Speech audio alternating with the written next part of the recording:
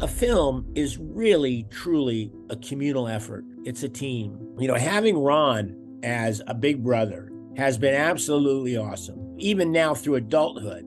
He's a wonderful man. I got a big brother I can go to. Ron was a trailblazer in big ways and in little ways. We have the Burbank International Film Festival in our hometown. I was born here and I've never left. Hello, everyone. Welcome back to Real Conversations. I'm Dustin Richardson from the Burbank International Film Festival. Today, I'm honored to be speaking with actor and writer Clint Howard, who has performed in countless iconic films and television series and is the co-writer of one of my favorite books, The Boys, a Memoir of Hollywood and Family. He wrote the book with his brother Ron, which chronicles their early careers growing up and their incredible family story. Clint, thank you so much for joining me today. How are you? I'm wonderful. And thank you, Dustin. And that was a wonderful introduction. And boy, Ron and I are very proud of the book. We're really happy that people are responding to it. We had the big push when the book came out, and that was fun. But just over time, people respond to it. And, Ron and I share, we talk a lot. When somebody comes up to him on the street and responds really well to the book, he always tells me, and then vice versa. We're getting wonderful feedback, and thank you very much. I'm glad to hear that. Yeah, I've been a fan of you Howards for a long time. So I was really excited when this book came out. I was so looking forward to it. And just what a rich and authentic story you guys have here. It's so powerful and truthful. And I just really appreciated how this story was first and foremost about family. I really, really love that you did that because what a supportive family you guys have and just how you grew into this incredible part of the entertainment industry. It's so inspiring. And I'm just so glad you two wrote this. I enjoyed it so much. So thank you for sharing so many of your stories and adventures with us. You're welcome. And listen, Ron and I knew that we had lived an extraordinary life. Not a lot of people have navigated what we navigated through. And we couldn't have done it without mom and dad, not in any way, shape, or form. It wasn't dumb luck. We had a lot of good fortune in our life. And dad would always say there were a lot of things that just came up that, he didn't have any control over. But just the way that they navigated, mom and dad, Rance Howard and Gene Howard, the way they navigated things and their attitudes towards life, I think enough rubbed off on us to where we were able to sort of navigate. From my personal perspective, having Ron as a big brother has been absolutely awesome. Even now through adulthood, he's a wonderful man to have. And as to say, I got a big brother I can go to.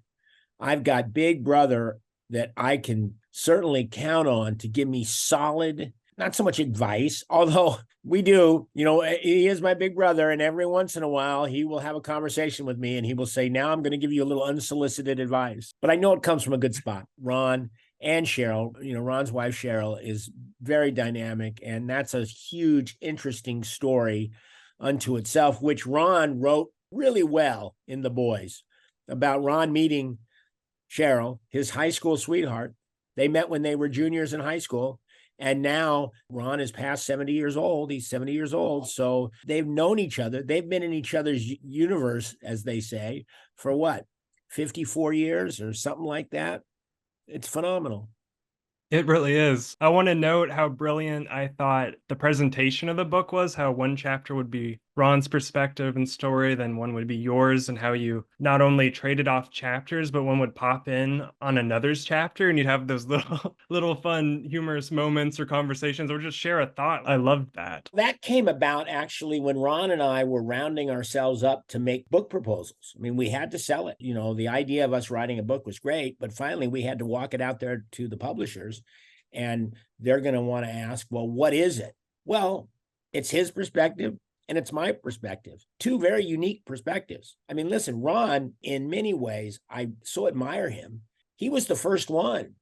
Mom and dad had a completely different attitude as far as when Ron was first being, kind of put into the public eye and when he was first being out there than they had with me. Ron was a trailblazer in big ways and in little ways. Like I say, Ron's a really cool shadow, and I'm glad I can sit under that tree. What was kind of the origins for the book then? Like, when did you two decide to actually start writing this? Because I'd imagine it was somewhat daunting to begin because there was so much history to choose what stories to tell. Like, how did this all come together? It was really started after Dad passed away. Your mom died several years ago, and then Dad carried on really well. And man, my dad was just, God, what a genuine human being he was. He remarried a woman and had a wonderful life with her for 17 or 18 years before she got sick and passed away. One side note is Ron and I had always cajoled Dad into saying, or we would say, write a book. You should write a book. You have had a brilliant life, and it's very interesting. And to go from being a farm boy in Oklahoma to sitting amongst some of the most powerful people in the entertainment business and not blinking an eye and holding your dignity. So anyway, when Dad died, it was like, well, he's not going to write a book. And we kind of wanted to honor Mom and Dad a little bit. We wanted to say, no, well, we got to get the story out. Like I think Ron has mentioned it, Tom Hanks originally had a conversation with Ron, and it was several years ago. It was about, the idea of writing a memoir. Of course, everybody would want Tom Hanks to write a memoir, and people have asked Ron to write a memoir, and they were discussing it. Tom said, if I were you, I wouldn't do a memoir. If you were going to do one, it would be about your childhood, because in truth, that's what everybody really wants to know. Everybody wants to know what it was like being on the Andy Griffith Show. And then Tom went ahead and said, and you got to include your brother, because Tom and I have worked together several times, and Tom's a really great dude, and I have all the respect in the world for him, and I think he respects me. So the idea was, Tom said, you guys should write a book, which gave us the idea. Well, then how do we do it? We sat down, not necessarily in person, although we did a little bit of that right after Dad passed away, about what might we do. But then when it really came time to do the book proposal, it was really the modern world of FaceTime and Zoom meetings and emails and phone calls and texts. And we decided we were going to kind of trade chapters. Ron was going to talk about his experiences. I was going to talk about mine from my perspective. And I've always been the little brother that said, hey, wait, hold on. I'm not quite seeing it the way you're seeing it, bud. And of course, people responded to it. So we carried that into the pitch sessions, and the pitch sessions turned out really well. We ended up landing with a publisher. We had a wonderful person kind of help pre-edit us. Ron and I wrote it, but we had a fellow named David Camp, and he's a writer, Vanity Fair writer. And David Camp has written a couple of books, one about children's television. He really understood the era in which Ron and I grew up in. So we got together with him. He listened to us. He read what we wrote. He shaped it. We finally formed it up. And then when we took it to the editor at HarperCollins, he had some wonderful notes. And then at that point, it's a matter of just, people shaping their work. You said something about it being a daunting thing. Yeah, it was a little daunting, but, listen, I look up at my brother, and here's a man who directed Backdraft. Here's a man who directed Apollo 13. Here's a man that directed, Untold, these great, big, giant movies. So, if we do it one thing at a time, if we take it kind of one step at a time, sure enough, we will get to the end zone. And then it was wonderful. I personally had a tremendous, it's more than just help, inspiration and help propping up my backbone. And that's my wife, Kat.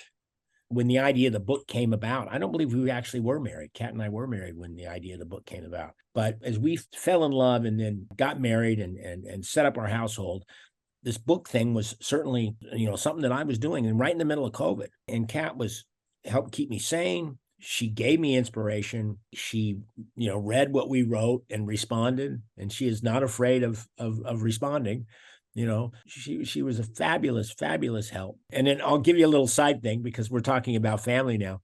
Yeah, Kat was instrumental in helping me write the book, as far as being, solid for me. But then when it came time that the book was being published, we had an agreement to sign a boatload of books. And part of the deal with the publisher is they want signed copies that they can sort of advertise and sell. And it was daunting. It was like 12,000 tip-ins, 12,000 little sheets of paper that they're finally going to put into the book. When they bind the book, they will slip this page in, and Ron signs his, I sign mine.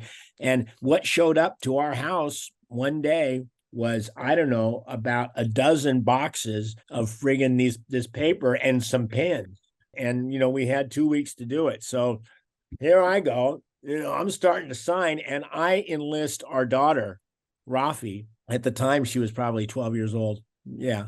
And I enlisted her to be kind of my page turner because I would sign and she would turn the page. She would pull the button, I'd sign again. And, listen, we could do, I don't know, 12 in a minute or whatever it was, but we were doing it. But then she had my loving daughter, she had the audacity to say after, I don't know, 15 or 20 minutes after we stopped and took a break, she said, my hand is tired. I said, Rafi, yeah, your hand may be tired, but my hand's really sore. Team effort, family effort. That's awesome. I'm glad you brought that up. I actually am proud to say I have one of those copies that is signed.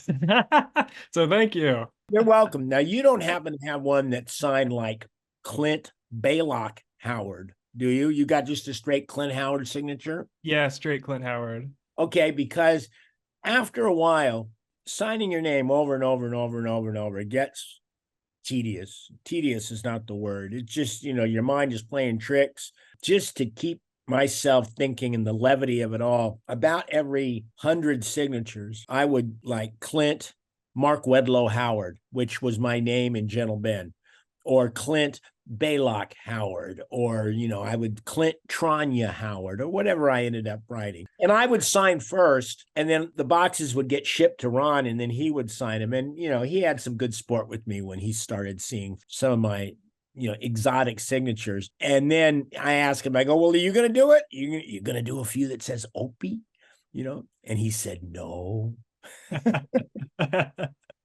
And just shout out to your parents. They were incredible. And I absolutely loved getting this backstory of them and how they met and then how they raised you guys. Mom and Dad left Oklahoma. Their dreams were not to be in Oklahoma. They didn't know about Hollywood. Their dreams were first New York City because they were both theater people. They left. And the remarkable thing, you want to talk about family and supportive family. Of course, Mom and Dad had brothers and sisters. And there were relatives. And, there is, as of course, the family tree is, there's a lot of branches. But Mom and Dad, it was really them. It was them. I didn't have very little contact with my relatives. I mean, I met my grandparents. I had a little more time meeting my granddad on my dad's side. My granddad, who was a farmer, he was probably born in 1900. And by 1968, he hadn't been on an airplane. So my dad arranged to have him flown to Florida while we were filming Gentle Ben. And my granddad just, loved it. He thought the show business was good. They called it the show business. We actually were able to get my granddad into an episode of Gentle Ben as an extra. And I know the episode. He's in a scene with Slim Pickens. And my granddad had a great time, and you can see him really clearly. The television series Gentle Ben is available for view. You can buy a DVD deluxe set of all the episodes. And there's an episode called Old Joe's Gotta Go. Anytime I want, and it's not often, but I do it, I will go and put in that DVD and get to see my granddad. And just as a side note, because this is the way I think, he was a really good extra. You can see people in the background, and if you really study him, you go, well, he's not really very good as doing this job. But my granddad was great. He looked right where he was supposed to look. He didn't have a smile on his face. He took it very seriously. When there was a little bit of action, he did the action really naturally. I mean, hey, I never really thought of this before, but maybe, my granddad, maybe in another lifetime, he was a thespian.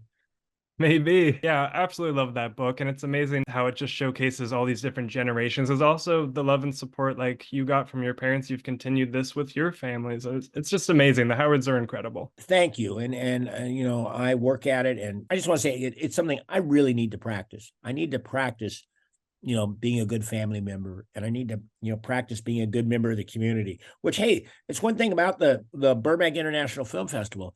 I've known it's been around for several years. And I haven't really thought, well, I'm going to step out and get involved in that. And really, it was Kat. It was my wife saying, you should get involved. Listen, this is important. This is community. This is your business. This is what it's about. So the fact that we have the Burbank International Film Festival in our hometown, I mean, I was born here. And I've never left. There was 2 years where I lived down in Malibu for a brief period of time. But came back here to Burbank, really under Kat's insistence. She says, you should really step up. And yeah, I should. And I did. And I'm glad I'm doing this with you. And I'm looking forward to being involved in the festival, and we have our sights are set on making a film. I'm in the process myself and Kat and our producing partner, Norman Apstein. He was the original director of a movie called Ice Cream Man. Ice Cream Man was a 90s horror movie. You could put it in the B category, but it was fun. It resonates with audiences. And when we go and do horror conventions, it's amazing how popular Ice Cream Man is. Well, we are doing another Ice Cream Man. Well, listen, we have a good script and the wheels are in motion to shoot this year. So listen, we shoot it, we cut it, we finish it, we get it out there, and we walk it right to the red carpet of the Burbank International Film Festival. How about that? That sounds fantastic. We'll make it happen. Yeah, that's awesome. Well, thank you to Kat. I'm glad she told you that and was keeping an eye on us. Norman Apstein, the director, and was the brainchild of him to make this movie. He made Ice Cream Man, and the lead character dies. The film is fun. Nothing really resonates outside of some of the goofy effects and everything. We just decided to rethink, not the movie, but to rethink a movie and create a film that is completely different. The only similarity is that, back in 1994, I got hired to play an Ice Cream Man. Well, in 2024, I'm getting hired to play an Ice Cream Man. Same job description, but a completely different guy with a completely different backstory. And we have a lot of fun stuff in this movie, and it's going to be horrifying. We really hope to capture real entertainment. It's going to surprise the audience. It's going to scare the audience. And of course, we got to make the audience laugh. I mean, I don't think Clint Howard can really be in a movie, without making the audience laugh. I mean, even though I've been in some very serious movies, I even got a couple of laughs in Apollo 13. And you can't get much more serious than men stranded in space. The focus has been on mounting this as producing, and I'm going to direct the picture. Great. And that'll be fun. I mean, I've always watched Ron do it, and I've directed some things, and I've directed sequences, and I certainly know how to do it. I haven't had the opportunity to direct a feature. Well, now I'm going to. As you probably know, being a film guy, a film is really, truly a communal effort. It's a team. Even as an actor, the actor's only as good as the material, only as good as the wardrobe, only as good as the lighting, only as good as the makeup, even down to the food. I swear to God, films with crummy food aren't going to be as good as films with good food. You need to feed your crew. I mean, listen, you can always get away in the spirit of modest budgeted filmmaking. You can always throw some pizza at them. But generally speaking, no, it's important. So it's a team effort. And I recognize that creatively and then logistically, I'm really looking forward to it. I really, really am. You want to talk about daunting tasks when you're staring at directing your first full feature, knowing the thousands of decisions you're going to have to make and the thousands of times you're going to have to put yourself on the line creatively as a director. It makes writing the book look like playing a game of chutes and ladders. I'm really happy to hear that. And I know you got this. You're going to be amazing. So thank you. I'm sending you good vibes for that. That's awesome. Cool. I also want to mention, of course, because you're Clint Howard, this question's coming. I got to bring it up. We have to discuss Star Trek a little bit because Balok continuing to make appearances in other series. What a fun little gig that must be to just show up in these different Star Trek worlds. That must be a lot of fun. Yes, it is. And God, it does make you feel like, you got a lot of rings, your tree, all these incarnations. I guess I know I am the only actor to do what I've done, to appear in the original Star Trek series and go ahead and appear in 4 other versions of the Star Trek universe. No one has done that. There's been a couple of people that have done 3 or whatever. And, of course, it's not a competition. I just happen to be a kid that got cast to play a really interesting character in a really good show. And I have to always take my cap off to Gene Roddenberry and those original creators that decided that in the first season of the show that they had this episode where this 600-year-old alien, superior to the crew of the Enterprise in every way, shape, or form, was playing with them through an episode, playing a game of poker, bluffing with them, enjoying having the interaction, because, here's the thing, he was all by himself. The character of Balok lived in his spaceship all by himself, and he was missing company. So, so he ended up jerking the Enterprise crew around. And then the episode turned out really well. But again, what Gene Roddenberry and those creative people, Joseph Sargent was the director, what they ended up deciding, let's hire a child and change his voice. So Balok's people are like that. It was sort of Benjamin Button way before Benjamin Button got invented. Yeah.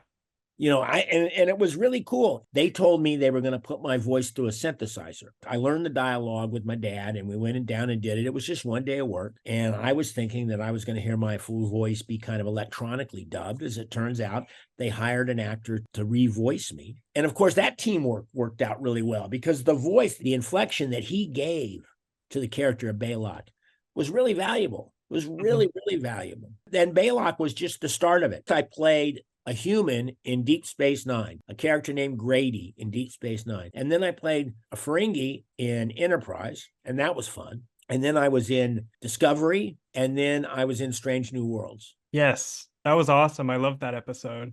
Thank you. A fellow who is a friend of mine, Akiva Goldsman, who's a wonderful dude. He's a great writer, brilliant writer. He wrote A Beautiful Mind. He wrote Cinderella Man. Him and Ron have collaborated for a long time. Well, I've known Akiva since the first time I met Akiva was at my niece's wedding, and she's been married for 19 years or something now. Bryce, my niece Bryce and Seth, they got married. For the last 2 episodes of Star Trek, he was the guy that was the showrunner of the show. Akiva has a lot to do with shaping the way the series is going. So he's called me a couple of times and said, listen, there's a part, I want you to be in this show. And the first one was this creepy Orion character. That was Discovery.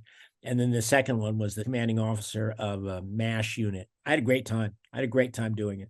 I'd love to do more. I mean, they're going to fire up another one, and I hope to goodness that they think of me, because, 6 is a half a dozen, right? 5 is a good number, but 6 is even better.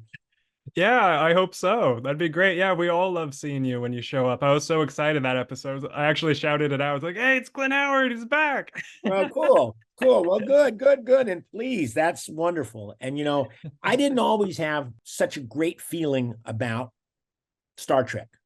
And listen, I'm going to get serious for a minute. And well, nothing can get too serious. But when I was younger and, trying to make my name as an adult actor, the idea of people thinking, oh, there's the kid from Gentle Ben, or, I saw you on Bonanza, or, didn't really want people to talk about me as a child actor. I'm moving on. I'm an adult. I never really gave the world of Star Trek much seriousness until much later in my life, when I realized that the creators of Star Trek and the people that got to perform on it really did leave a mark on culture.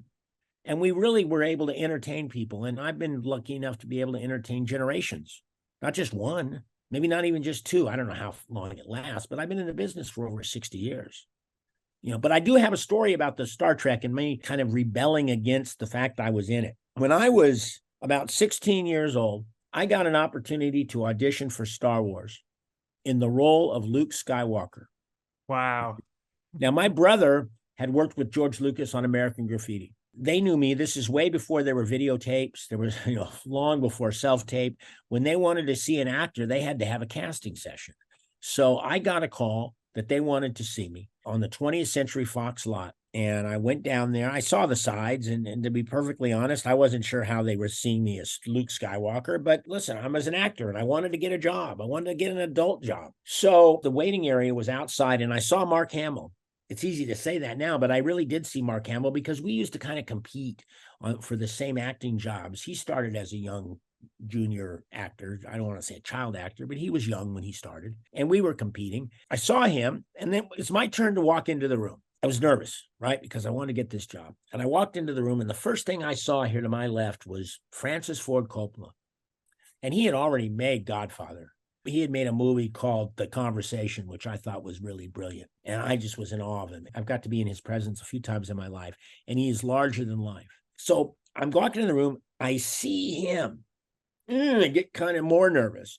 And then I look around, and there's a guy that I recognize. His name was Gino Havens. He was an associate on American Graffiti. And then I look over, and I see a guy named Fred Roos. And Fred Roos had been a casting assistant, a casting director on the Andy Griffith Show. And that didn't really buckle me, but I didn't see George. George was in a big leather chair that's so high that it blocked his head. And the chair was turned around. And he spun around, locked eyes with me, and he said, "Commander Balok, Corbinite maneuver." And in my mind, I'll never forget this. I thought to myself, George, get an effing life. He just threw me completely off, because here I was trying to get an adult job, and he makes a reference to something when I was a baby. Now, I didn't think, wow, what an honor. I didn't think, well, that's really cool. Star Trek resonates with a very young, brilliant filmmaker. I mean, I'm not sure I thought George was brilliant at the time, but he had made American Graffiti, which I thought was a wonderful movie. So anyway, George, he threw me off. I don't want to hear about me being a baby. So I fumbled through the audition. I obviously didn't get it. Mark was awesome in Star Wars. God, it's great. I've got to dance in the Star Wars universe a little bit when Ron directed Solo. And, I'll let you in on a little secret. As it turns out, George did get a pretty good effing life, didn't he? So anyway, I've since really changed my tune on the significance of Star Trek. Listen, this is way before there was a lot of syndication, before there were videotapes and DVDs. George just happened to latch onto that series, and he loved it. And he was able to recall the fact that I was in an episode in the first season.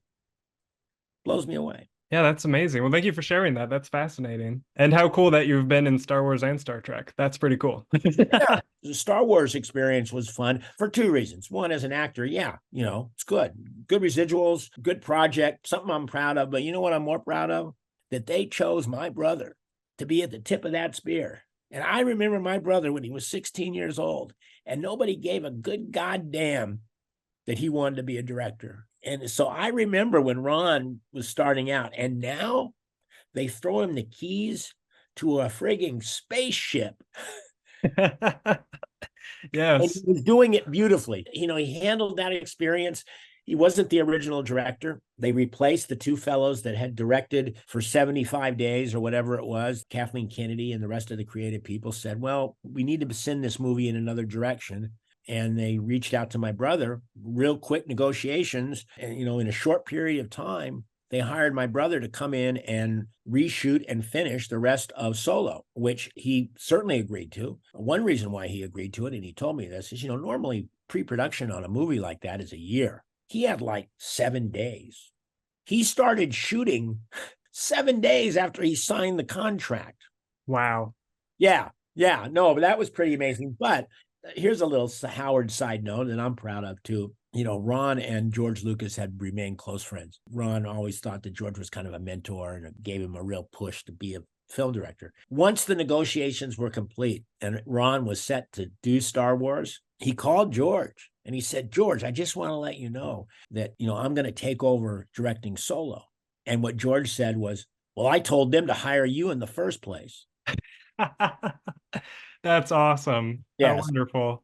Yeah, it is. That's great. And I loved that movie, by the way. I thought it was fantastic. I thought it worked great. Ron thought I wasn't going to like it, and I thought it worked great. I mean, listen, there were a few times that I thought, well, maybe they're jumping the shark. That's my, point of view. But I immediately called him up after the show, after I saw it, and said, Bud, you nailed it, man. You nailed it. I went to a screening. I don't want to name drop here, but Charlie Sheen and I went to a screening because he's a big Star Wars guy.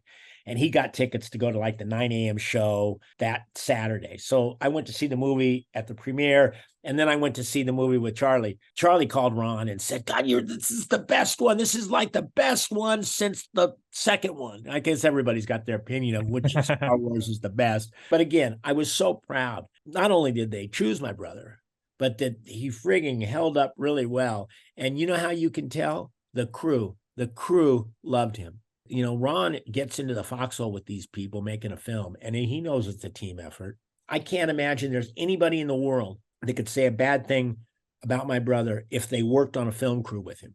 His films are incredible. He's one of my favorite directors. I actually even took his master class. Cat bought it. We couldn't get it for free. We had to buy it, but Yeah. no, but it was really cool. And I really appreciate that master class is also, not to digress, that master class is really cool. And like Danny Elfman's master class, really, really fascinating. And I'm sure there are dozens, and Cat watches them more than I do. That's really fascinating to find people that are really good at what they do, and then they can articulate how they do it. If you could just touch on real quick, because I have to ask you, one of my favorite Christmas movies is How the Grinch Stole Christmas. I watch it pretty much every year. I love it. So I was just wondering if you could quickly share what it was like working on that. It was really brilliant. Jeffrey Tambor, the guy that played the mayor, I was the mayor's assistant, Hubris. So we hung out a lot together. Early on, we were sitting in director's chairs around this set, and it was gorgeous because it looked like Christmas. We started in August, and it looked like Christmas. They had the snow coming down. They kept the soundstage really cold for Jim and all the Who's because we had so much makeup on. Yeah. So it was a great feeling. I had a little anxiety about the material. I tend to be a little more serious, a little more not that tone. And Jeffrey, as we got out of our director's chairs to go shoot a shot, he looked at me and he goes, "You know what this is like? This is just like children's theater." And he's right. It was children's theater. That's what we're making the Grinch for children and for the children in all of us. And so, embracing that attitude of making, what we're making. We're not making The Iceman Cometh. We're not making Taxi Driver on ice skates. We're making the Grinch. And Jim was frigging brilliant. I mean, we all knew the idea that it was probably going to be one of these annual things that people watch. Yeah, well, you hope. That's kind of what you're wishing for. But the fact is, Jim's performance is so friggin' engaging. And Ron did a great job. And then the casting with Anthony Hopkins doing the voice, doing the narration, and all the various actors down the line. Every year we watch it. It's gratifying to watch. Christine Baranski is absolutely hilarious as Martha Mayhuvier, or whatever her name was. Yeah. When the mayor gave her the big giant ring and if you marry me, you'll get a new car.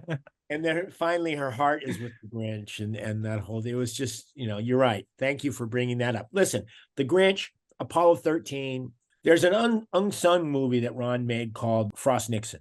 I'm a political junkie, and to be able to go back and make that movie and make it so well, Kevin Bacon, Sam Rockwell, Oliver Platt, of course, Michael Sheen and Frank Langella. Anybody who's looking for a good movie, if they haven't seen Frost Nixon, they got to queue it up because it's really good. Is there any advice you would give any aspiring artists out there? Be prepared that you're going to have to sacrifice psychologically and physically to be in the entertainment business. It doesn't have to be, life and death sacrifice, but you got to sacrifice. It is a wonderful career. It's a wonderful career.